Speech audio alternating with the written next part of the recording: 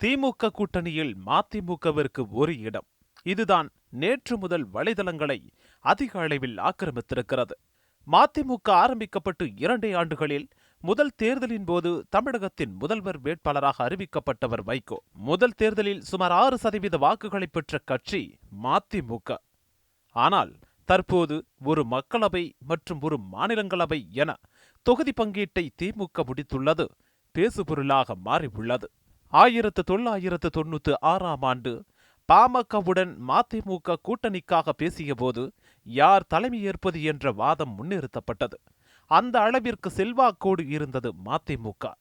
இன்று பாமக 7 மக்களவை தொகுதிகளையும் ஒரு மாநிலங்களவை தொகுதியையும் அதிமுகவிடமிருந்து பெற்றுள்ள நிலையில் மதிமுக மக்களவை தொகுதி ஒன்றையும் மாநிலங்களவை தொகுதி ஒன்றையும் மட்டுமே திமுகவிடமிருந்து பெற்றிருப்பதுதான் இங்கே விவாதத்திற்கு வித்திட்டுள்ளது.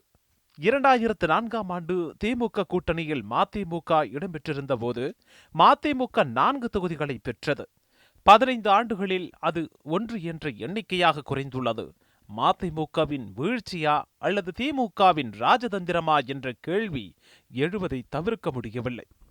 2014ஆம் ஆண்டு நாடாளுமன்ற தேர்தலில் திமுக கூட்டணியில் 2 இடங்களை பெற்று விடுதலை சிறுத்தைகள் கட்சி தற்போதும் 2 இடங்களை பெற்றுள்ள நிலையில் வைகோ ஒற்றை இடத்தை மட்டும் பெற்றிருப்பதன் பின்னணி குறித்த அரசியல் என்ன என மதிமுக தொண்டர்களே அங்கலாய்த்துக் கொள்கின்றனர். காங்கிரசுக்கு 10 தொகுதிகள் கொடுத்த திமுகவால் மதிமுகவிற்கு 2 அல்லது 3 தொகுதிகளை ஒதுக்கியிருக்கலாம் என்ற வாதமும் முன்வைக்கப்படுகிறது. ஆனால் அக்கட்சிக்கு மாநிலங்களவை இடம் ஒன்று ஒதுக்கியிருப்பதுதான் மக்களவை தொகுதிகள் குறைவதற்கான காரணம் என்றே சொல்லப்படுகிறது.